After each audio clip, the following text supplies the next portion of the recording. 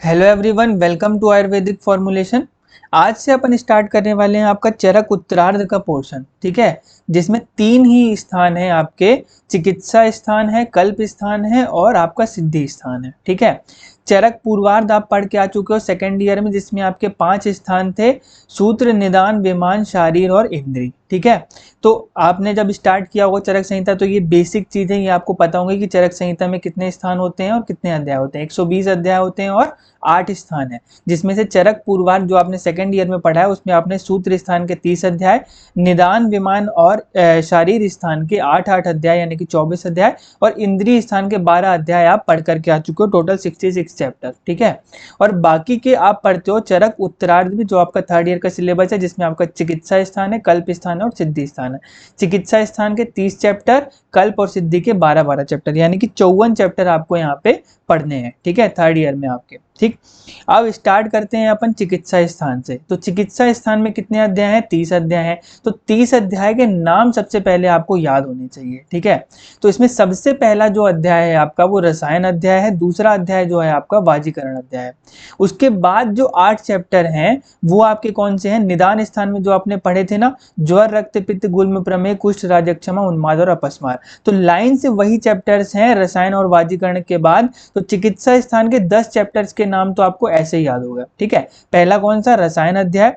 दूसरा कौन सा? वाजीकरण चिकित्सा अध्याय। उसके बाद ज्वर चिकित्सा अध्याय, रक्त पित्त चिकित्सा अध्याय, गुल्म चिकित्सा अध्याय, प्रमेह चिकित्सा अध्याय, कुष्ठ चिकित्सा अध्याय, राजक्षमा चिकित्सा अध्याय और उन्माद और अपस्मार। तो इस तरीके से 10 चैप्टर तो आपको ऐसे ही याद हो गए। उसके बाद जैसे जैसे चैप्टर के नाम आते जाएंगे हम आपको याद करवाते जाएंगे, ठीक। तो अब देखिए, इसमें जो चिकित्सा स्थान है इसमें से जो 17 चैप्टर हैं स्टार्टिंग के, वो बहुत इंपॉर्टेंट है। उनमें से आपको कुछ भी नहीं छोड़ना है, ठीक है। पहले अपन थोड़ा सा एक बेसिक कॉन्सेप्ट बना लेते हैं। तो इसमें जो स्टार्टिंग के जो 17 चैप्टर है चिकित्सा स्थान के, वो बहुत इंपॉर्टेंट है। उसके बाद आपका एक विष चिकित्सा अध्याय आएगा, वात व्याधि चिकित्सा अध्याय आएगा, वो आपको इंपॉर्टेंट है। बीच में आपके जो सर्दी तृष्णा वगैरह है वो इतने इंपॉर्टेंट नहीं, जो इंपॉर्टेंट होगा हम आपको बता देंगे।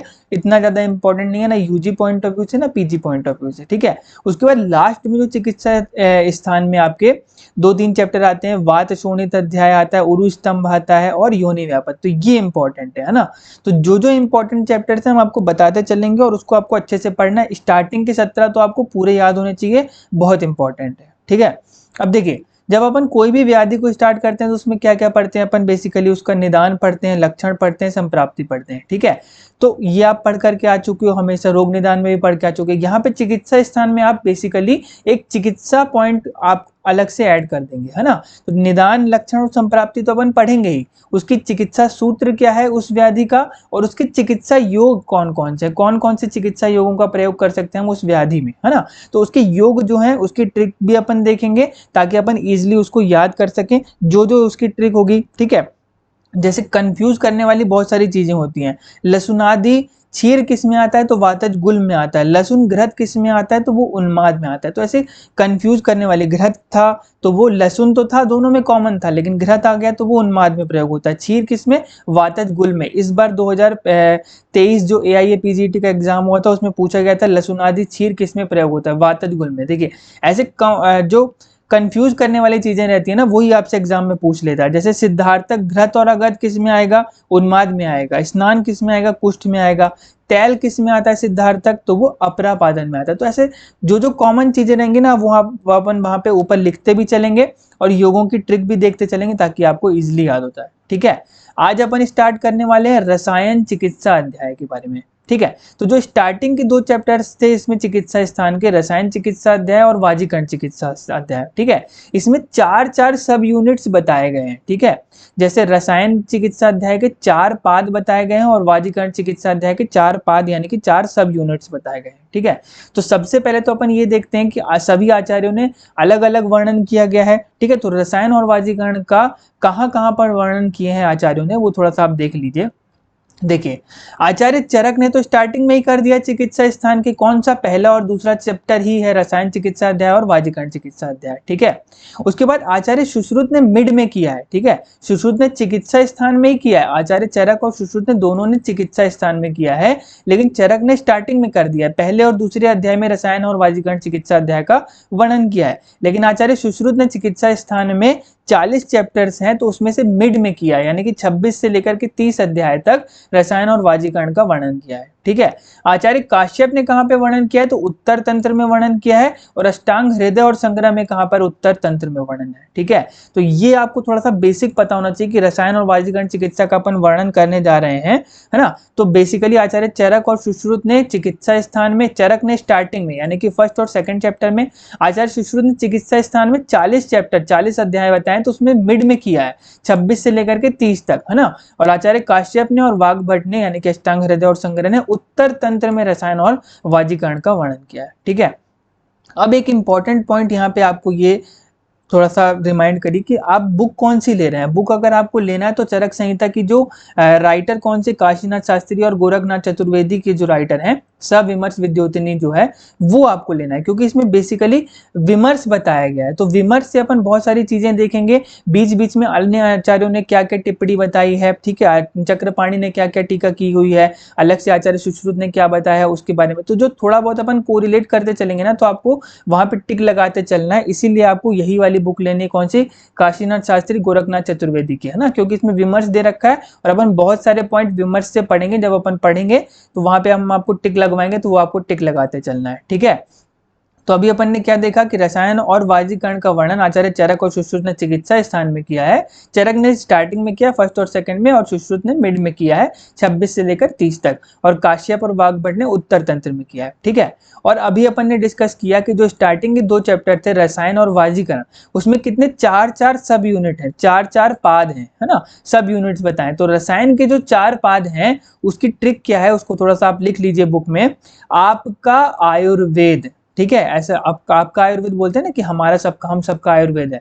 तो ट्रिक क्या है, आपका आयुर्वेद, आ से क्या आ जाएगा, पहले पाद का नाम क्या है, अभया अमल की रसायन पाद। ठीक, प से क्या आ जाएगा, प्राणकामी अध्याय। ठीक है, रसायन पाद। का से क्या आ जाएगा, कर प्रचितीय रसायन पाद। और आयुर्वेद से क्या आ जाएगा, आयुर्वेद समुत्थानी रसायन पाद। ठीक है, तो जो रसायन चैप्टर है उसमें जो 4 सब यूनिट्स हैं यानी कि 4 पाद हैं, उसको आप कैसे याद रखोगे, पहला अभयामल की रसायन पाद, ठीक, दूसरा प्राणकामी, तीसरा कर प्रचिति, का से आ जाएगा, और आयुर्वेद से क्या आ जाएगा, आयुर्वेद समुत्थानी। ठीक है, तो ये 4 चैप्टर्स हैं, 4 सब यूनिट्स हैं रसायन पाद के अंदर। उसकी ट्रिक हमने आपको बता दी, आपका आयुर्वेद। और इसमें टोटल योग कितने बताए गए हैं, तो 63 योग बताए गए हैं। ठीक है, तो नीचे यहाँ पे लिखा नहीं हुआ, यहाँ पे आप लिख लीजिए 6, 37, 16, 4। ठीक है, 6 लिख लीजिए, 37 लिख लीजिए, 16 लिख लीजिए का में, और 4 लिख लीजिए आयुर्वेद में। ठीक है, तो जैसे हम कहते हैं ना कि हमारा आयुर्वेद कैसा है, चारों तरफ फैला हुआ है। ठीक है, तो आयुर्वेद चारों तरफ फैला हुआ है, तो उससे आपको याद हो जाएंगे कि आयुर्वेद समुत्थानी जो रसायन पाद है, रसायन चिकित्सा का चौथा पाद है, उसमें कितने योग हैं, तो 4 योग बताए गए। ठीक है, कर प्रचिति में कितने, 16 योग है, 16 लिख लीजिएगा नीचे। 16 योग कौन से, जैसे अब इसको कैसे याद रखोगे, तो क से क्या आ रहा है, अब यहाँ पे रसायन पाद तीसरा जो है उसका नाम क्या है, कर प्रचिति। ठीक है, तो जब माता पिता, जब हम लोग बड़े हो जाते हैं ना, तो बोलते हैं कि कुछ करो, यानी कि कुछ कमाने के लिए एफर्ट्स लगाओ, कहीं पे जाओ, अपना पढ़ाई लिखाई अच्छे से करो। तो करोगे कब, है ना, जब 16 साल के हो जाओगे तब करोगे। तो ऐसा थोड़ा सा याद करने के लिए कि आप याद रख सकते हो कि कर प्रचिति जो रसायन पाद है, रसायन का तीसरा पाद जो है कर प्रचिति रसायन पाद, उसमें कितने योग हैं, तो 16। आयुर्वेद कैसे याद किया था अपन ने, आयुर्वेद चारों तरफ फैला हुआ है, तो उसके कितने योग हैं, 4 योग हैं।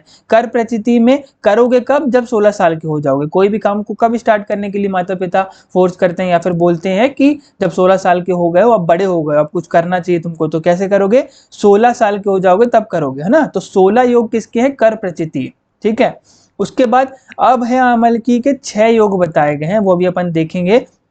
तो अभया अमलकी के 6 योग हैं। तो जब कर प्रचिति, आयुर्वेद समुत्थानी और अभया अमलकी तीनों को आप प्लस कर करके 63 से माइनस कर दोगे, तो आपके प्राणकामी के आ जाएंगे 37। अगर आपको लाइन से भी याद रखना हो ना, तो इजी है, आपका आयुर्वेद, अभया अमलकी, प्राणकामी, कर प्रचिति, आयुर्वेद समुत्थानी, 6, 37, 16, 4, है ना। बार बार आप बोलोगे थोड़ा थोड़ा सा तो आपको याद हो जाएगा, इतना ज्यादा याद करने की जरूरत नहीं पड़ेगी। 6, 37, 16, 4। और अगर आपको समझ में आ जाता है आयुर्वेद चारों तरफ फैला हुआ है, तो 4 योग हैं। करोगे कब, जब 16 साल हो जाओगे। अब है अमलकी के 6 योग बताए गए हैं पहले चैप्टर में, इन तीनों को प्लस करके 63 से माइनस कर दोगे, तो 37 किस में आ जाएगा, प्राणकामी में, है ना।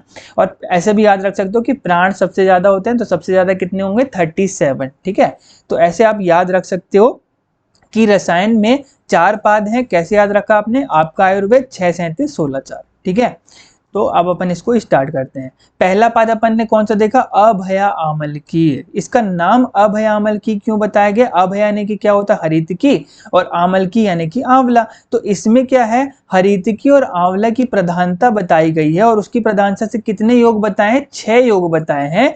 इसीलिए पहले पाद का नाम क्या है? अभया आमलकी रसायन पाद। ठीक, तो आपको थोड़ा सा कॉन्सेप्ट क्लियर हो रहा है कि चरक चिकित्सा में 30 अध्याय हैं, जिसमें से पहले 2 अध्याय का नाम है रसायन वाजीकरण, उसके बाद 8 स्थान जो है वो 8 अध्याय जो है वो निदान स्थान वाले हैं, ज्वर रक्त पित्त गुल्म प्रमेह कुष्ठ राज्यक्षमा उन्माद और अपस्मार। रसायन और वाजीकरण में 4-4 पाद बताए हैं। रसायन के 4 पाद अपन ने कैसे याद किया? आपका आयुर्वेद, है ना। पहला पाद कैसा था? आपका से क्या आ जाएगा? अभयामल की हो जाएगा, प्राणकामी कर प्रचिति और आयुर्वेद समुत्थानी। 6 37 16 4। पहले चैप्टर का नाम अभयामल की क्यों है? क्योंकि इसमें क्या है? अभया यानी कि क्या होता है? हरितकी, और आमलकी यानी कि आंवला। तो आंवला और हरितकी के योग बताए गए, और कितने योग बताए गए हैं? 6 योग बताए, और इसकी प्रधानता होने के कारण पहले पाद का नाम क्या है? अभया आमलकी रसायन पाद बताया गया। ठीक, अब जब अपन कोई भी संहिता को स्टार्ट करते हैं तो उसके प्रयोजन तो आपको पता ही है, आप स्टार्टिंग से पढ़ते आ रहे हो फर्स्ट ईयर से ही। आचार्य चरक ने भी वही प्रयोजन बताए, आचार्य सुश्रुत ने भी। चरक ने क्या बताया? प्रयोजनम च अस्य स्वस्थस्य स्वास्थ्य रक्षणम आतुरस्य विकार प्रशमनम च, यानी कि स्वस्थ व्यक्ति के स्वास्थ्य की रक्षा करो, और जो भी रोगी हो गया है उसके रोगों को खत्म करो, है ना। यही प्रयोजन आचार्य सुश्रुत ने भी बताया है। एक हल्व आयुर्वेद प्रयोजनम व्याधि उपसृष्टनम व्याधि परिमुक्ष स्वस्थस्य रक्षणम च, जो व्याधि से उपसृष्ट हो गया, पीड़ित हो गया, उसकी व्याधि की मोक्षण कर दो, उसको व्याधि से मुक्त कर दो, और स्वस्थ व्यक्ति के स्वास्थ्य की रक्षा करो, है ना। तो वही प्रयोजन वहीं से अपन स्टार्ट करेंगे। तो जो पहला प्रयोजन है स्वस्थ से स्वास्थ्य रक्षण, है ना, तो उसकी सिद्धि के लिए अपन स्वस्थ व्यक्ति को स्वस्थ रखने के लिए अपन रसायन और वाजीकरण का वर्णन कर रहे हैं। ठीक है, अब आचार्य चरक कैसे थे? वो बेसिकली मेडिसिन बेचते थे। आप सभी को पता है फादर ऑफ मेडिसिन आचार्य चरक, और आचार्य सुश्रुत को क्या बताया? Father of surgery. तो चिकित्सा की डेफिनेशन बताई गई है, आप सूत्र स्थान में पढ़ के आ चुके होंगे पूर्वार्ध में। एक तो पहली डेफिनेशन एक बताई गई है चरक सूत्र 9 में, है ना, खुड्डाक चतुष्पाद अध्याय में बताई गई है, और दूसरी जो डेफिनेशन बताई गई है वो चरक चिकित्सा चरक सूत्र 16 में बताई गई है। उसका नाम क्या है? चैप्टर का नाम है आपका चिकित्सा प्राभृति अध्याय, है ना। तो 2 डेफिनेशन बताई गई हैं चिकित्सा की, वो आपको जरूर याद होनी चाहिए, है ना। तो एक डेफिनेशन यहाँ पे लिखी हुई है जो अध्याय 9 में बताई गई है, चतुर्णाम भिषगादीनाम सस्तानाम धातु वैकृते और प्रवृत्तिर धातु साम्यथा चिकित्सेत अविधीयते, यानी कि जो 4 प्रकार के भिषक बताएं, भिषक द्रव्य उपस्थाता रोगी, उन सभी के मिल जाने से क्या होता है? जो विकृत धातु है वो कैसी? प्रवृत्तिर धातु साम्यता, वो साम्य होने लगती है, और इसी को क्या कहते हैं? चिकित्सा कहते हैं। चरक सूत्र 9 खुड्डाक चतुष्पाद में बताई गई, है ना। तो अपन चिकित्सा स्थान पढ़ रहे हैं और चरक पढ़ रहे हैं, तो आपको मेडिसिन की डेफिनेशन तो पता ही होनी चाहिए, चिकित्सा की डेफिनेशन क्या है। तो चरक सूत्र 9 में क्या बताई गई? चतुर्णाम भिषकादीनाम सस्तानाम धातु वैकृतई प्रवृत्तिर धातु साम्यर्था चिकित्सेत अविधीयते। चारों जो भिषक रहते हैं, भिषक द्रव्य उपस्थाता और रोगी, इन सभी के कारण क्या होता है? जो विषम धातु है वो साम्य हो जाती है, उसी को क्या कहते हैं? चिकित्सा कहते हैं। ठीक है, तो अगर आपसे कभी पूछे कोई कि चिकित्सा की परिभाषा कहाँ पे बताई, तो आपको फटाक से बताना है कि चरक सूत्र 9 में बताई गई है और 16 में बताई, खुड्डाक चतुष्पाद और चिकित्सा प्रावृत्ति अध्याय में बताई गई। ठीक है, अब यहाँ पर एक पॉइंट बहुत इंपॉर्टेंट है विमर्श में, 4th पैराग्राफ में आप देखिए, अब रोगों का राजा किसको कहा गया है? ज्वर को कहा गया है, लेकिन ज्वर के पहले अपन किसका वर्णन कर रहे हैं? रसायन और वाजीकरण का कर रहे हैं। तो क्यों कर रहे हैं? तो उसके बारे में चक्रपाणी क्या बता रहे हैं कि रसायन और वाजीकरण कैसे रहते हैं? दीर्घ आयु रूप महाफल को देने वाले रहते हैं, इसीलिए चरक दीर्घ आयु को देने वाले रहते हैं, इसीलिए जो भी रोगों का राजा ज्वर था, है ना, ज्वर से अपन स्टार्ट करते हैं, लेकिन उससे पहले अपन ने किसका वर्णन किया? रसायन और वाजीकरण का वर्णन किया है। तो जो पहला चैप्टर है आपका रसायन है ना, उसके बाद अपन पढ़ेंगे वाजीकरण, उसके बाद अपन पढ़ेंगे ज्वर को। तो क्यों बता दिया कि पहले पढ़ रहे हैं रसायन और वाजीकरण को? तो चक्रपाणी ने बताया कि ये दीर्घ आयु देने वाले रहते हैं, दीर्घ आयु रूप महाफल को देने वाले रहते हैं, इसीलिए हम ज्वर के भी पहले रसायन और वाजीकरण को पढ़ेंगे। ठीक है, और अपन ने पहला देखा था आपका आयुर्वेद से अभया अमल की अध्याय। तो अभया अमल की नाम क्यों पढ़ा है? क्योंकि इसमें हरितकी और आंवले की प्रधानता बताई गई है, और इसके कुल मिला के कितने योग बताए? 6 योग बताए गए। ठीक है, तो अभी अपन ने एक बेसिक कॉन्सेप्ट बना लिया चिकित्सा स्थान का। अब अपन स्टार्ट करते हैं इसका श्लोक नंबर 3 पे आ जाइए। भेषज भेषज प्रकरण में जो मेडिसिन है भेषज के, उसके पर्याय बताए गए हैं। तो कितने पर्याय बताए गए और कौन कौन से पर्याय बताए हैं उसके बारे में अपन देखते हैं। चिकित्सितम व्याधिहरम पथ्यम साधनम औषधम प्रायश्चितम प्रशमनम प्रकृति स्थापनम हितम। ठीक है, ये भेषज के यानी कि मेडिसिन के पर्याय बताए गए हैं, सिनोनिम्स बताए गए हैं। तो कितने बताए हैं, सबसे पहला क्वेश्चन तो यही बताया है, पूछा जाता है कि भेषज के कितने पर्याय बताए जाते हैं, है ना, पूछे बताए गए हैं।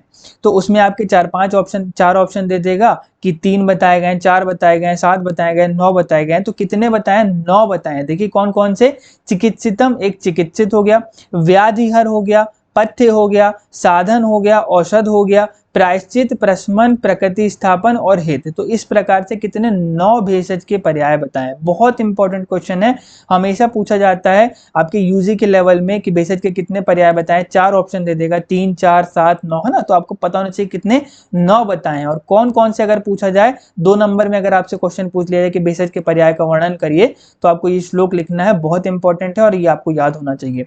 क्या है इसमें, चिकित्सितम व्याधिहरम पथ्यम साधनम औषधम प्रायश्चितम प्रशमनम प्रकृति स्थापनम हितम। 2-3 बार पढ़ेंगे ना आप, इसको रीड करेंगे, आपको ऑटोमेटिकली याद हो जाएगा, है ना। बहुत सिंपल सा है, चिकित्सितम व्याधिहरम पथ्यम साधनम औषधम प्रायश्चितम प्रशमनम प्रकृति स्थापनम हितम। ठीक है, अब विमर्श में इसके बारे में लिखा हुआ है कि चिकित्सित क्यों कहा जाता है, व्याधिहर क्यों कहा जाता है, तो वो एक बार आपको पढ़ना हो तो आप रीड कर लीजिएगा, इसको देख लीजिएगा। चिकित्सित क्यों कहा जाता है, रोगों को दूर करने वाला होता है। व्याधिहर व्याधि को हरण करने वाला होता है, इसलिए व्याधिहर कहा जाता है।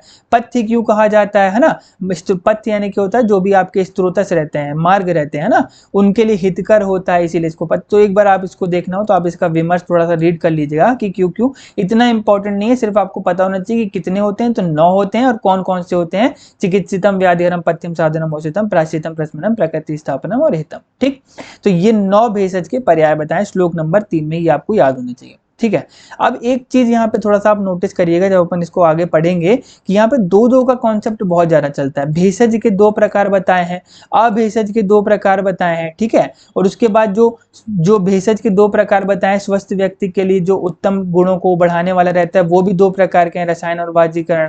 ठीक है, उसके बाद इसमें जो मैनेजमेंट किया जाता है वो भी 2 प्रकार का है, कुटी प्रवेशक वातातपिक, ये भी आगे आएगा। तो मैं सिर्फ आपको इतना बताना चाह रहा हूँ कि यहाँ पे 2-2 का कॉन्सेप्ट बहुत चल रहा है, तो इसको आप थोड़ा सा ध्यान रखिएगा। ठीक है, अब इसमें देखिए सबसे पहले क्या बता रहा है, भेषज के 2 प्रकार कौन कौन से। श्लोक नंबर 4 में, भेषजम द्विविधम च तत्, कौन कौन से होते हैं, स्वस्थस्य ओजस्करम किंचित और किंचित आर्तस्य रोगुणोत। यानी कि पहला कैसा रहता है, स्वस्थस्य ओजस्करम, जो स्वस्थ पुरुष रहता है उसमें ऊर्जा बढ़ाने वाला, उत्तम भावों को बढ़ाने वाला। ठीक है, और दूसरा क्या, आर्तस्य, यानी कि जो रोग आक्रांत पुरुष है, जो रोगी है, उसमें रोगों को दूर करने वाला दूसरा व्यक्ति रहता है। तो भेषज कितने प्रकार के रहते हैं, medicine are 2 types of medicine. पहला स्वस्थस्य ओजस्कर और दूसरा कौन सा, आर्तस्य रोगुणोत। अगर कोई पूछेगा ना तो स्वस्थ व्यक्ति में उत्तम भावों को बढ़ाने वाला, है ना, और जो रोग आक्रांत पुरुष है उसमें रोगों को दूर, ऐसा कभी मत बताइएगा। कभी अगर आपसे भेषज के पर्याय पूछता है तो सीधे आप बोलिएगा स्वस्थस्य ओजस्करम किंचित किंचित आर्तस्य रोगुणोत, है ना,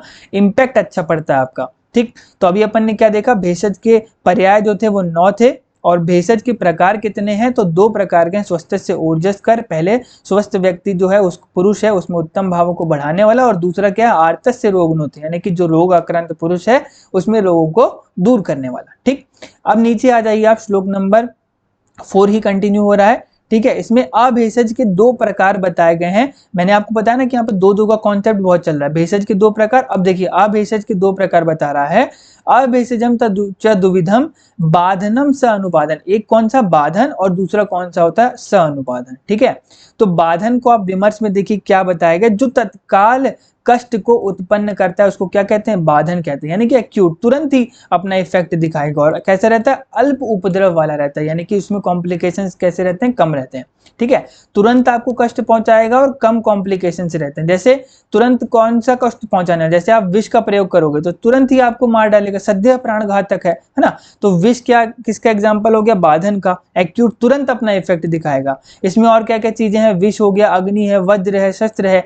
शस्त्र से अगर आप किसी के अंदर चाकू घुसेड़ देंगे, तलवार घुसेड़ देंगे तो शीघ्र ही मार देगा, है ना। तो जो तुरंत तत्काल इफेक्ट दिखाने वाला रहता है, एक्यूट रहता है और अल्प उपद्रव वाला रहता है, उसको क्या कहते हैं, बाधन कहते हैं। ठीक है, इसमें और क्या इसमें एग्जाम्पल बताया है, जैसे ऋतुओं में दिन में शयन जो रहता है निषेध रहता है, ठीक है। लेकिन अगर आपने शयन कर लिया, दिवा स्वप्न कर लिया, तो क्या क्या होगा उसमें, अंग मर्द गौरव आलस्य ये आपका तुरंत ही आपको दिखाई देगा। जैसे अगर आप दिन में सोना निषेध बताया गया है ग्रीष्म ऋतु को छोड़कर, लेकिन अगर आप सो जाएंगे तो आपको तुरंत ही, जैसे आप सो करके उठेंगे तो आपको अंग मर्द थोड़ा सा भारी भारी टाइप का आलस्यपन ये आपको तुरंत दिखेगा, है ना। तो जो तत्काल दिखे और तत्काल कष्ट पहुंचाने वाला हो और अल्प उपद्रव वाला हो उसको क्या कहते हैं, बाधन कहते हैं। और अनुबाधन किसको कहते हैं, तो जो थोड़े टाइम के बाद यानी कि क्रोनिक कालांतर में उत्पन्न होगा उसे क्या कहते हैं, अनुबाधन। थोड़ा सा शॉर्ट में याद रखिए, एक्यूट वाली चीजें जो रहती हैं वो बाधन, और जो क्रोनिक टाइम में मतलब लंबे समय में अपना इफेक्ट दिखाएगा उसको क्या कहते हैं, अनुबाधन कहते हैं। जैसे इसमें क्या एग्जांपल बताया, दूषी विष, ठीक है। दूषी विष कैसा रहता है, कालांतर चिरकारी जो रहता है, कष्ट पहुंचाने वाला रहता है। इसमें आचार्य सुश्रुत ने क्या कहा है, इसे वर्ष गणानुबंधी यानी कि 1 वर्ष के बाद अपना इफेक्ट दिखाता है दूषी विष, है ना। तो ये कैसा हो गया, कालांतर हो गया, वर्ष के बाद अपना इफेक्ट दिखा रहा है, तो अनुबाधन, ठीक। चक्रपाणी ने इसका क्या एग्जांपल बताया, जैसे कुष्ठ रोग यानी कि लेप्रेसी यानी कि स्किन डिसीजेज जो भी रहती हैं वो कैसे देर से मतलब इफेक्ट दिखाने लगते हैं, धीरे धीरे होती हैं और काफी लंबे समय तक चलती हैं। तो चक्रपाणी ने क्या एग्जांपल बताया, कुष्ठ रोग। थोड़ा सा आप बस रिमाइंड करिए कि भेषज के 2 प्रकार थे, स्वस्थस्य ओजस्कर और आर्तस्य रोगनुत। उसी प्रकार से अभेषज के 2 प्रकार हैं, एक बाधन और अनुबाधन। बाधन यानी कि जो तुरंत कष्ट को पहुंचा है, एक्यूट हो गया, जैसे विष हो गया, अग्नि हो गया, वज्र हो गया, शस्त्र हो गया। और अनुबाधन जो देर में कालांतर में अपना इफेक्ट दिखाए, क्रोनिक, उसमें क्या आएगा एग्जांपल आपका, दूषी विष, ठीक है। तो इतना अपन ने देख लिया। अब आ जाइए आप श्लोक नंबर 5 और 6 में। इसमें रसायन और वाजीकरण के बारे में बता रहा है। क्या बता रहा है, देखिए कि जो स्वस्थस्य ओजस्करम यत तू तद वृश्यम तद रसायनम। जो स्वस्थस्य ओजस यानी कि स्वस्थ व्यक्ति में जो उत्तम भावों को बढ़ाने वाले रहते हैं वो 2 रहते हैं, एक तो आपका रहता है रसायन और दूसरा हो जाएगा आपका वाजीकरण। तो 2-2 का कॉन्सेप्ट चल रहा है। भेषज के 2 प्रकार, स्वस्थस्य ओजस्कर और आर्तस्य रोगनुत। उसके बाद अभेषज के 2 प्रकार, बाधन और अनुबाधन। उसके बाद क्या बता रहा है, जो स्वस्थ व्यक्ति में उत्तम भावों को बढ़ाएगा वो भी 2 प्रकार के, कौन कौन से, पहला रसायन और दूसरा वाजीकरण, ठीक है। उसके बाद दूसरा क्या बताया, प्रायः प्रायेण रोगाणाम द्वितीय प्रशमनम मतम। और दूसरा क्या था, अपन ने देखा था आर्तस्य रोगनुत। पहला जो था जो उत्तम भावों को बढ़ाएगा वो 2 प्रकार के हैं, रसायन और वाजीकरण। और दूसरा क्या था, जो रोगों को शांत करे, रोग आक्रांत पुरुष में रोगों को शमन करे, है ना। तो ये अपन ने देख लिया। यहाँ पर थोड़ा सा विमर्श में देखिएगा, एक इंपॉर्टेंट वर्ड है यहाँ पे जो आया, प्रायः प्रायेण रोगाणाम द्वितीयम प्रशमने मतम, ठीक है। यानी जो द्वितीय वर्ड यहाँ पे लिया गया है, इसमें अलग अलग आचार्यों ने अलग अलग मत बता दिए हैं अपने। आज थोड़ा सा आप बस याद रखिएगा कि आचार्य चक्रपाणी ने द्वितीय शब्द से किसको लिया है, आर्तस्य रोगनुत को ही लिया है ना। जो अपन समझ रहे हैं कि पहला जो था वो स्वस्थस्य ओजस्कर यानी कि स्वस्थ व्यक्ति में उत्तम भावों को बढ़ाने वाला, और दूसरा चक्रपाणी ने क्या बताया, आर्तस्य रोगनुत। लेकिन गंगाधर ने द्वितीय शब्द से क्या लिया है, रसायन का ग्रहण किया है ना। तो थोड़ा सा आप इसको याद रखिएगा कि गंगाधर ने जो द्वितीय जो शब्द है उसका प्रयोग रसायन के लिए किया गया, और आचार्य चक्रपाणी ने किसके लिए कहा है, आर्तस्य रोगनुत के लिए, ठीक है। तो इसको आप चार्ट से थोड़ा सा देख लीजिए। अभी अपन ने क्या देखे, भेषज के पर्याय देख लिए, कौन से कितने होते थे, 9 होते थे। कौन कौन से, चिकित्सितम व्याधिहरम पथ्यम साधनम औषधम प्रायश्चितम प्रशमनम प्रकृति स्थापनम हितम, ठीक। फिर भेषज के 2 प्रकार देखे थे, स्वस्थ व्यक्ति में उत्तम गुणों को बढ़ाने वाला और दूसरा आर्तस्य रोगनुत, ठीक। अभेषज के 2 प्रकार कौन कौन से देखे थे, बाधन और अनुबाधन। एक होता था एक्यूट और दूसरा था क्रोनिक, ठीक। अब देखिए इसमें वही चीज बता रहा है, टेबल बना दी गई है ताकि आपको इजिली याद हो सके। द्विविध रसायन है, भेषज है और अभेषज है, ठीक है। भेषज के पर्याय बता दिए हैं, 9 होते हैं। उसके बाद 2 टाइप के होते हैं, एक स्वस्थस्य ओजस्कर और आर्तस्य रोगनुत, ठीक। स्वस्थस्य ओजस्कर में क्या आ जाएगा, जो प्रिवेंटिव थेरेपी होती है हेल्दी पर्सन के लिए, और इसमें आर्तस्य रोगनुत रोगी रोग से पीड़ित हो चुका है, तो क्या होगा, इसमें क्यूरेटिव थेरेपी होगी, डिसीज के लिए होगी, ठीक है। अब फिर अपन ने क्या देखा, जो स्वस्थस्य ओजस्कर है, स्वस्थ व्यक्ति में उत्तम गुणों को बढ़ाने के लिए 2 चीजें बताई, एक रसायन और दूसरा वाजीकरण। रसायन क्या है, रिजुविनेशन, जो जीरियाटिक जो बुढ़ापा रहता है उसको खत्म करने वाला, अभी अपन आगे देखेंगे रसायन की परिभाषा, और वाजीकरण की भी परिभाषा देखेंगे। तो वाजीकरण क्या रहता है, प्रोमोटर ऑफ विरिलिटी यानी कि जो सेक्सुअल पावर और एनर्जी को बढ़ाने वाला रहता है, ठीक है। उसके बाद अभेषज जो था उसके भी 2 प्रकार देखे थे, एक बाधन और अनुबाधन। बाधन क्या था, जो इमीडिएट इफेक्ट दिखाता था, एक्यूट था, जैसे विष था, अग्नि था, शस्त्र था। और अनुबाधन में क्या देखा था, जो रिमोट इफेक्ट दिखाएगा, क्रोनिक नेचर का रहता है, लंबे समय तक कालांतर में दिखाएगा अपने इफेक्ट, जैसे क्या था, दूषी विष, है ना। उसके बाद रसायन का जो मैनेजमेंट रहता है वो भी दो प्रकार का रहता है। पहला कुटी प्रावेशिक, अभी आगे आएगा, और दूसरा क्या रहता है, वातातपिक। कुटी प्रावेशिक यानी कि जो आईपीडी में रहता है, इंडोर पेशेंट डिपार्टमेंट में जो मैनेजमेंट किया जाता है, और ओपीडी में जो रहता है वो वातातपिक रहता है। तो यहाँ पे दो दो का कॉन्सेप्ट चल रहा है, ये हमने आपको पहले ही बताया था। दो प्रकार के भेषज, दो प्रकार के अभेषज। फिर भेषज में दो प्रकार जो थे, स्वस्थ ऊर्जस कर, वो भी दो प्रकार के रसायन और बाजीकरण। रसायन का मैनेजमेंट भी दो प्रकार से करेंगे, है ना, एक आईपीडी में और एक ओपीडी में, है ना। तो ये दो दो का कॉन्सेप्ट यहाँ पे चल रहा है, ये टेबल से आप देख लीजिएगा, ठीक है। अभी तक अपन ने क्या क्या देख लिया, भेषज के दो प्रकार देख लिए, अभेषज के दो प्रकार देख लिए, स्वस्थ ऊर्जस कर जो था वो भी दो प्रकार का था, रसायन और वाजीकरण। उत्तम गुणों को बढ़ाने के लिए रसायन है और वाजीकरण है, ठीक है। चक्रपाणि ने तो आर्तस्य रोगनुत लिया है द्वितीय शब्द से, और गंगाधर ने क्या बताया, रसायन का ग्रहण किया, ठीक। अब यहाँ पे आ जाइए रसायन के गुणों के बारे में, ठीक है। रसायन की डेफिनेशन यहाँ पे ऊपर दे रखी है, और रसायन के गुण और रसायन की डेफिनेशन दोनों इसी श्लोक में, श्लोक नंबर 7 और 8 में। बहुत इंपॉर्टेंट श्लोक है, इसमें देखिए क्या बता रहा है। दीर्घम आयु स्मृति मेधाम आरोग्यम तरुणम वयः प्रभावर्ण सौराधर्य देह इंद्री बलम परम वाक सिद्धि प्रणति कांति लभते न रसायनात् लाभोपायो ही सस्तानम रसादिनाम रसायनम। देखिए इसमें डेफिनेशन में क्या बता दिया, रसायन की परिभाषा आचार्य चरक ने श्लोक नंबर 8 में लास्ट में क्या बता दिया, देखिए लाभोपायो ही सस्तानम रसादिनाम, जिसमें से लाभ होता है किसको, रसादि धातुओं को। लाभ पहुंचाने वाला कौन सा रहता है, रसायन रहता है ना। तो जिसका सेवन करने से लाभ होता है, रस आदि धातुओं को लाभ मिलता है, उसकी वृद्धि होती है, उसका पोषण होता है, उसे क्या कहते हैं, रसायन कहते हैं। तो अगर आपसे कोई कभी पूछे कि रसायन क्या है, तो आपको सीधे सीधे बताना है लाभोपायो ही सस्तानम रसादिनाम रसायनम, यानी कि जो रस आदि धातुओं को लाभ पहुंचाने वाला रहता है, पुष्ट करने वाला रहता है, वो क्या है, रस आदि धातुओं को प्राप्त करने का जो उत्तम उपाय है, लाभ है, उसे क्या कहते हैं, रसायन कहते हैं, ठीक है।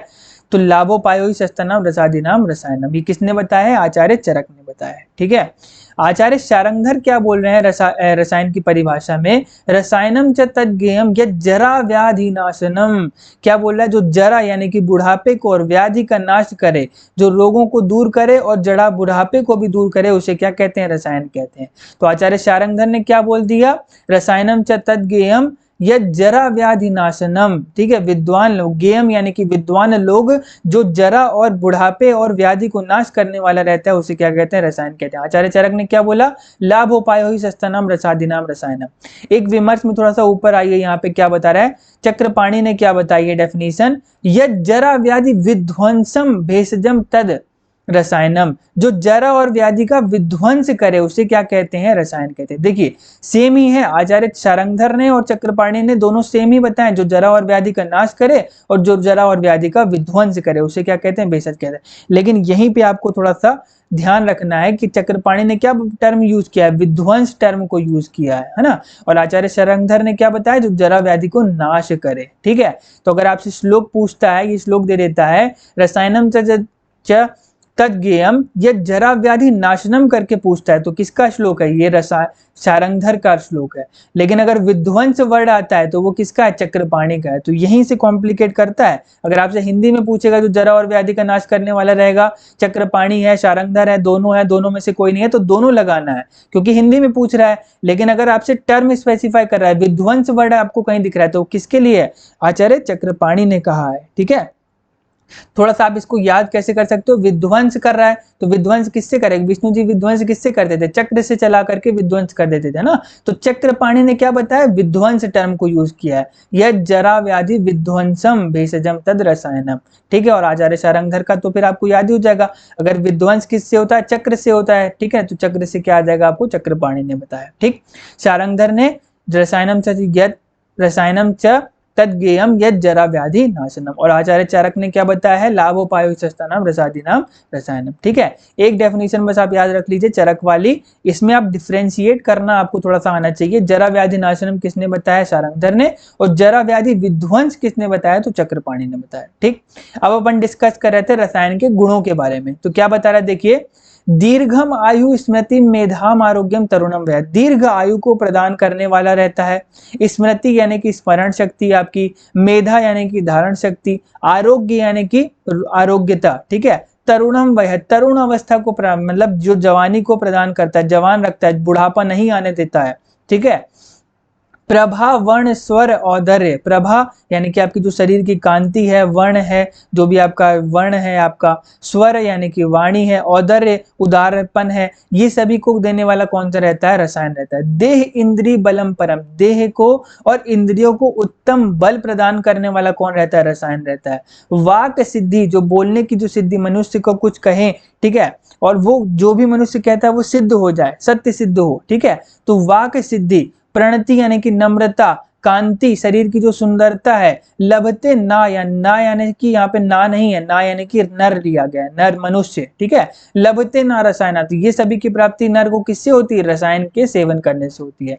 और लाभ उपायो ही सस्ता नाम रसादि नाम, जो रसादि को प्राप्त करने का उत्तम उपाय है, लाभ पहुंचाने वाला है, पुष्ट करने वाला है, वो कौन सा है? रसायन है, ठीक है। तो ये आपके यूजी पॉइंट ऑफ व्यू से बहुत इंपॉर्टेंट है, सीधे सीधे पूछ लेता है एग्जाम में क्वेश्चन, रसायन के गुणों का वर्णन करें, है ना। तो ये आपको श्लोक बहुत इंपॉर्टेंट है, वाइवा वगैरह में भी बहुत पूछा जाता है। तो आपको ये बताना है, दीर्घम आयु स्मृति मेधाम आरोग्यम तरुणम वयः प्रभा वर्ण स्वर औदर्य देह इंद्रिय बलम परम वाक्य सिद्धि प्रणति कांति लभते न रसायनाद लाभोपायो ही सस्तानाम रसादीनाम रसायनम, ठीक है। तो ये अपन ने पढ़ लिया रसायन की परिभाषा और उसके गुण, ठीक है। परिभाषा में भी अपन ने देख लिया, चक्रपाणी ने विध्वंस वर्ण को यूज किया है, शारंगधर ने क्या बताया? जरा व्याधि नाशनम, ठीक। अब आ जाते हैं अपन वाजीकरण की परिभाषा। देखिए वाजीकरण कौन सा नंबर का चैप्टर था? सेकंड नंबर का। लेकिन वाजीकरण की परिभाषा कहाँ पे बताई गई? रसायन में बताई गई। तो थोड़ा सा याद रखिएगा कि वाजीकरण की परिभाषा रसायन अध्याय में भी बताई गई, ठीक है। इसकी परिभाषा में क्या बता रहा है? देखिए, अपत्य संतान करम यत सद्य संप्रहर्षणम वाजीवती बलो ये,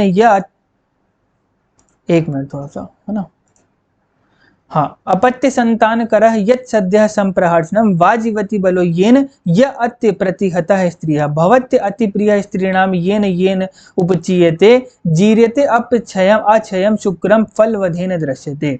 क्या बता रहा है? देखिए, अपत्य संतान करह यानी कि जो संतान का विस्तार रहता है वो प्रदान करने वाला रहता है वाजीकरण। वाजीकरण अपन ने देखा था, जो विरिलिटी को बढ़ाए यानी कि सेक्सुअल पावर और आपकी एनर्जी को बढ़ाने वाला हो। तो अपत्य संतान करह सेक्सुअल पावर को बढ़ाएगा, तो संतान का विस्तार को बढ़ाने वाला कौन सा रहता है? वाजीकारक रहता है। यत सद्य संप्रहर्षणम मैथुन शक्ति जो विषयक हर्ष रहता है उसको शीघ्र ही उत्पन्न करने वाला रहता है, कौन सी? वाजीकारक औषधियां। वाजीवती बलो यानी कि जो अश्व के समान स्फूर्ति देता है, ये न यह अत्य अप्रतिहतः स्त्री, ठीक है, अप्रतिहत वेग के साथ, अत्यंत वेग के साथ घोड़े के समान मैथुन करने की जो समर्थता उत्पन्न करवाता है वो कौन सी है? वाजीकरण औषधियां हैं, ठीक है। तो पहला क्या बताया इसने?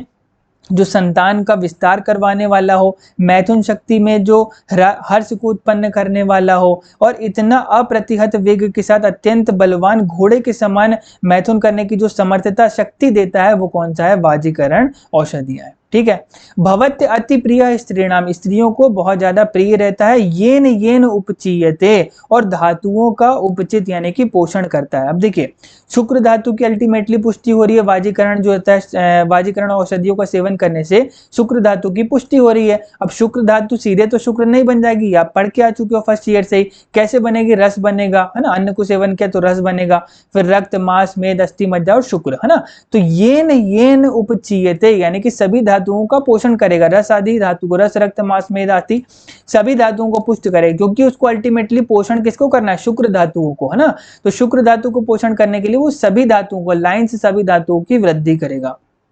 फिर क्या बोल रहा है? देखिए, जीर्यतो अप्य अक्षयम शुक्रम फलवधेन दृश्यते। जीर्यतो यानी कि जो वृद्धावस्था में भी अप्य अक्षयम शुक्रम उसका शुक्र का क्षय नाश ना करने दे, है ना, फलवधेन दृश्यते, और जिसके सेवन से फल मतलब जो आपके संतान है वो उत्पन्न होगा ही होगा, ऐसा दृढ़ निश्चय फल प्रदान करने वाला रहता है, संतान देने वाला रहता है, निश्चित ही फल को देने वाला रहता है, वो क्या रहते हैं? वाजीकारक औषधियां रहती है, ठीक। उसके बाद अभी आप थोड़ा सा इसको रीड कर लीजिए, उसके बाद मैं आपको बताऊंगा कि आपको इसमें याद क्या क्या करना है, ठीक है। उसके बाद प्रभूत शाखा साकीव येन चेत्यो यथा महान। चेत्य यानी कि होता है जो आपके, कभी आपने देखा होगा गांव वगैरह में एक बहुत बड़ा बरगद का पेड़ रहता है, उसके नीचे सभी आकर के पंचायत वगैरह लगाते हैं और सभी आकर के उसकी छाया वगैरह का लाभ उठाते हैं, ना। तो प्रभूत शाखा साकीव येन चेत्यो यथामान, जिस प्रकार से वो गांव में एक जो बहुत बड़ा वृक्ष रहता है, जो बहुत पुराना रहता है, उसकी सब कोई पूजा करते हैं और उसके नीचे आकर के पंचायत और आकर के उसकी छाया का लाभ उठाते हैं, उसी प्रकार से प्रभूत शाखा साकीब, बहुत सारे क्या नाम है पुत्र पौत्र आदि वाला रहता है, को प्रदान करवाने वाला रहता है। कौन सी? वाजीकारक औषधियां, है ना। तो देखिए क्या बता रहा है, जिस प्रकार चैत्य यानी कि गांव का बड़ा वृक्ष जिस पर देवता आदि निवास करते हैं और सभी ग्रामीण जो रहते हैं उसकी पूजा आदि करते हैं, उसी प्रकार पूज्य हो जाता है मनुष्य, ठीक है, और उसके बहुत सारे पुत्र पौत्र रहते हैं और उसी प्रकार जो रहता है वो महान रहता है, ठीक। उसके बाद इसको अंडरलाइन लगाइए, सुबहु, सुबहु प्रजा, बहुत सारी प्रजा को उत्पन्न करने वाला रहता है, पुत्र पौत्र को। संतान मूलम, संतान का मूल किसको कहा गया? वाजीकरण। यहीं पे बगल में एक को लिख लीजिए या फिर ऊपर लिख लीजिए, संतान मूल डैश लगा करके लिख लीजिए वाजीकरण, और एक अपत्य मूल करके आएगा उसमें डैश लगा कर लिख लीजिए स्त्री को कहा गया है, ठीक है। तो संतान मूल किसको कहा गया है? वाजीकारक को कहा गया, वाजीकारक को कहा गया है। और अपत्य मूल अपन योनि व्यापद में पढ़ेंगे चरक चिकित्सा 30 में, अपत्य मूल को किसको कहा गया है? स्त्री को कहा गया है ना। तो ये थोड़ा सा आपको याद रखना है, संतान मूल किसके लिए प्रयोग होता है? वाजीकरण के लिए, और अपत्य मूल किसके लिए? स्त्री के लिए, ठीक है।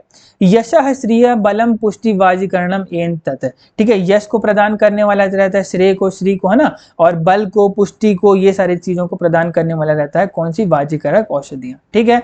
तो पहली चीज आपको वाजीकरण में क्या याद रखनी है? इसकी परिभाषा। हालांकि इसका वर्णन चरक चिकित्सा 2 में किया गया है, वाजीकरण चिकित्सा अध्याय में, लेकिन इसकी परिभाषा कहाँ पे बता दी गई है? रसायन चैप्टर में बता दी गई है, ठीक है। तो कभी आपसे ऐसा क्वेश्चन पूछता है कि वाजीकरण की परिभाषा का वर्णन कहाँ पे किया गया है, तो आपको ऐसा टिक नहीं लगाना है कि वाजीकरण अध्याय चिकित्सा 2 है तो चिकित्सा 2 में ही किया गया, वाजीकरण अध्याय में ही वाजीकरण का परिभाषा का वर्णन किया गया, लेकिन नहीं, वाजीकरण की परिभाषा का वर्णन कहाँ पे किया गया है? रसायन चिकित्सा अध्याय में किया गया है, चरक चिकित्सा 1 में, ठीक। इसमें से लाइन आपको सिर्फ पहली वाली याद रखनी है, अपत्य संतान कर यत सद्य संप्रहर्षणम वाजीवती बोलो ये नहीं यात्य स्त्री है, ये वाली लाइन आपको याद रखनी है। अगर आपसे ऐसा क्वेश्चन पूछा जाता है एग्जाम में कि वाजीकरण की परिभाषा का वर्णन करें, तो आपको पहली लाइन लिखनी है और उसको समझा देना है, ठीक है। उसके बाद आपको क्या याद रखना है? ये वाली लाइन याद रखनी है, प्रभूत शाखा साकीव ये न चेत्यो यथा महान, बस इतना ही। इसको अंडरलाइन लगा लीजिए, पहली वाली लाइन टिक को अंडरलाइन लगा करके स्टार लगा लीजिए, ठीक है, पहली वाली लाइन को टिक लगा लीजिए और स्टार लगा लीजिए। और यहाँ पे थर्ड लाइन में जो पहला वाला जो है प्रभूत शाखा साकीव ये न चेत्यो यथा महान, उसके बाद लास्ट में एक टर्म को अंडरलाइन लगाई, सुबह प्रजा, सुबहु प्रजा, ठीक। उसके बाद संतान मूल किसको कहा गया? इसको अंडरलाइन लगाइए वाजीकरण को, और अपत्य मूल किसको कहा गया? स्त्री को। और लास्ट में अंडरलाइन लगाइए यशः श्रियम बलम पुष्टि वाजीकरणम एम तत्, ठीक है। जितना जितना हम आपको बोल रहे हैं सिर्फ आपको उतना ही अंडरलाइन लगाना है, ठीक है, तो इतना आप अंडरलाइन लगा लीजिए, ठीक। अब यहाँ पे एक पॉइंट यहाँ पे ऊपर आप लिख लिए कि सूची कटा न्याय के योग पर किसका वर्णन किया गया है, ठीक है, किसका सूची कटा न्याय के आधार पर किसका वर्णन किया गया है? तो रसायन का वर्णन किया गया है, ठीक है। बुक में आप ऊपर लिख लीजिए पेंसिल से, सूची कटाह न्याय के आधार पर किसका वर्णन किया गया? ऐसा क्वेश्चन पूछा जाएगा, अगर आपसे पूछा जाता है कि सूची कटाह न्याय के आधार पर किसका वर्णन किया गया है, तो यहाँ पे आप लिख लीजिए रसायन का वर्णन किया गया है सूची कटाह न्याय के आधार पर, ठीक है। तो यहाँ पे आप इसको अंडरलाइन लगा लीजिए, ठीक। फिर ये अपन ने देख लिया है। उसके बाद नीचे आप आ जाइए सीधे श्लोक नंबर 16 पे। यहाँ पे क्या बता रहा है? जो अपन ने 2 मैनेजमेंट देखे थे ना, कि रसायन और वाजीकरण था, और रसायन के 2 मैनेजमेंट देखे थे अपन ने, कि एक आईपीडी में देखे हैं कुटी प्रावेशिक, और दूसरा ओपीडी में देखते हैं management in outpatient department वातातपिक, है ना। तो उसी के बारे में बता रहा है यहाँ पे आ जाइए, रसायना नाम दुविधम प्रयोगम ऋषियो विधु कुटी प्रावेशिकम च एव वातातपिकम एव च, ठीक है। 2 प्रकार के मैनेजमेंट बताएं रसायन के लिए, एक तो कुटी प्रावेशिक है आईपीडी में जो देखते हैं, और एक ओपीडी में जो देखते हैं वो वातातपिक है, ठीक है। अब इसमें से भी श्रेष्ठ कौन सा है? तो कुटी प्रावेशिक श्रेष्ठ बताया गया। अब यहाँ पे थोड़ा सा यहाँ पे क्या बता रहा है, देखिए कि जो रसायन और वाजीकरण का वर्णन आपको जो चरक चिकित्सा 1 और 2 में बताया गया है, उसमें से भी रसायन का वर्णन पहले क्यों किया गया है, तो उसके बारे में बता रहा है। देखिए, क्योंकि रसायन का प्रयोग करने से क्या होता है? शरीर में सात्विक गुणों की प्राप्ति होती है, और वाजीकरण का प्रयोग करने से राजस गुणों की प्राप्ति होती है, और रजोतम कैसे होते हैं? मानसिक दोष होते हैं। इसीलिए सबसे पहले सात्विक गुणों की प्राप्ति करवाने वाला रसायन का वर्णन किया गया है। और वाजीकरण कैसा रहता है? इसीलिए क्योंकि वो सत्व राजस गुणों की वृद्धि करने वाला रहता है, इसीलिए कैसा रहता है, अश्रेष्ठ रहता है। ठीक है, कुटी प्रवेशिक कैसा रहता है, इंडोर मैनेजमेंट, और वातातपिक कैसा रहता है आपका, आउटडोर मैनेजमेंट। ठीक, विमर्श में देखिए यहाँ पे आचार्य सुश्रुत ने बताया है कि 7 प्रकार के जो अयोग्य पुरुष हैं रसायन के लिए, उसका वर्णन बताया गया है। तो उसमें से बताया, अथ खलु सप्त पुरुषा रसायनम न उपयुंजरीन। ठीक है, 7 प्रकार के जो पुरुष हैं उनमें रसायन का प्रयोग नहीं करते हैं। कौन कौन से हैं, तद्यथा अनात्मवान, अलसो, दरिद्र, प्रमादी, व्यसनी, पापकृत, भेषजाम अपि। ठीक है, तो ये 7 प्रकार के हैं। सिर्फ आपको इतना याद रखना है कि आचार्य सुश्रुत ने 7 प्रकार के ऐसे पुरुष बताए हैं जिसमें रसायन का प्रयोग नहीं करते हैं, रसायन के लिए अयोग्य बताया। तो थोड़ा सा आप इसको बस याद रखिए कि आचार्य सुश्रुत ने 7 प्रकार के ऐसे लोग बताए जिसमें रसायन का प्रयोग नहीं करते हैं, वो अयोग्य हैं। ठीक है, ये अपन ने टेबल देख ली थी। भेषज के 2 प्रकार, भेषज के कितने पर्याय थे, तो 9 थे। 2 प्रकार थे, स्वस्थ से ओजस्कर और आर्त से रोगनुत। भेषज के 2 प्रकार, बाधन और सानुबाधन। ठीक है, फिर स्वस्थ व्यक्ति में उत्तम गुणों को बढ़ाने वाला रसायन और वाजीकरण। 2 मैनेजमेंट है रसायन के, कौन सा, कोटि प्रावेशिक और वातातपिक, आईपीडी में देखते हैं और ओपीडी में। ठीक है, तो यहां तक आज अपन इसको देखते हैं, उसके बाद कुटी प्रावेशिक से नेक्स्ट लेक्चर में देखेंगे। चलिए आज अपन ने जितना पढ़ा उसको रिवाइज कर लेते हैं। सबसे पहले अपन ने देखा कि आचार्य चरक ने चिकित्सा स्थान में 30 अध्याय बताए, जिसमें से पहले और दूसरे चैप्टर का नाम क्या है, रसायन और वाजीकरण। उसके बाद 8 अध्याय जो हैं वो निदान स्थान के, ज्वर, रक्त पित्त, गुल्म, प्रमेय, कुष्ठ, राजक्षमा, उन्माद और अपस्मार। ठीक, रसायन और वाजीकरण में 4 सब यूनिट बताए हैं, जिसमें से रसायन के 4 सब यूनिट अपन ने कैसे देखे, आपका आयुर्वेद है ना, आपका से क्या क्या आ जाएगा, 3 चीजें आ जाएंगी, अभयामल की, प्राणकामी, कर प्रचिति, और आयुर्वेद से क्या आ जाएगा, आयुर्वेद समुत्थानी। टोटल कितने योग थे, 63 योग थे, है ना। 6, 37, 16, 4 अपन ने देखे थे। 6, 37, 16, 4 को कैसे याद किया था, आयुर्वेद चारों तरफ है तो कितने योग हो गए, 4 योग हो गए। करना कब है, कोई भी काम कब करना है, जब 16 वर्ष की आयु हो जाती है तब। ठीक, अब है अमल की के 6 योग बताएं, तो इन तीनों को प्लस करके 63 से माइनस कर दिया था। तो प्राण कैसे होते हैं, सबसे ज्यादा होते हैं, कितने होते हैं, 37 होते हैं, 6, 37, 16 और 4। ठीक है, उसके बाद अपन ने क्या देखा, आचार्य चरक ने और सुश्रुत ने चिकित्सा स्थान में वर्णन किया रसायन और वाजीकरण का। ठीक है, तो कब कब किया, स्टार्टिंग में किया आचार्य चरक ने पहले और दूसरे अध्याय में, आचार्य सुश्रुत ने मिड में किया 26 से 30 तक। काश्यप और वाग्भट ने उत्तर तंत्र में किया है। ठीक है, उसके बाद अपन ने क्या देखा कि 4 चिकित्सा की परिभाषा कहां पर डेफिनेशन दे रखी है, सूत्र स्थान में 9वें चैप्टर में दे रखी है और 16वें चैप्टर में, आपको थोड़ा सा पता होना चाहिए। रसायन वाजीकरण का वर्णन ज्वर से पहले क्यों किया गया, क्योंकि आचार्य चक्रपाणी क्या बोलते हैं, दीर्घ आयु रूप महाफल को देने वाला रहता है, इसीलिए।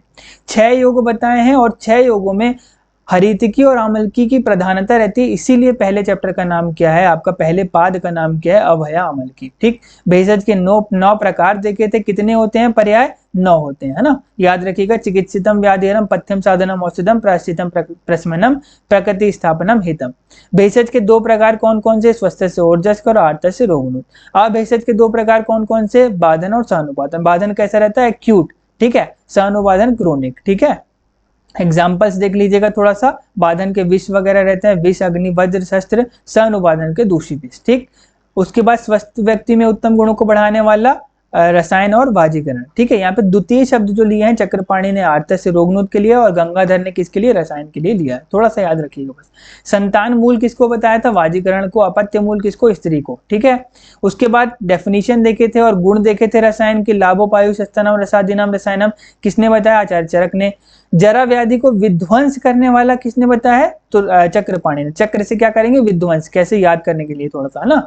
और आचार्य शारंगधर ने क्या बताया, जरा व्याधि नाशनम। ठीक, फिर इसके गुण देखे थे, दीर्घायु स्मृति, दीर्घमायु स्मृति, मेधाम, आरोग्यम, तरुणम वय, प्रभावर्ण, स्वर, औदर्य, देह, इंद्रिय बलम, परम, वाक सिद्धि, प्रणति, कांति, लभते न रसायनात्, लाभोपायु सस्तनम राजसादिनाम रसायनम। ठीक, वाजीकरण की परिभाषा कहाँ दे रखी है, तो रसायन चैप्टर में दे रखी है। क्या याद रखना है इसमें आपको, अपत्य संतान करा यत सद्य संप्रहाटनम वाजीवती बलो ये न यत अप्रतिहता स्त्री है, पहली लाइन याद रखनी है।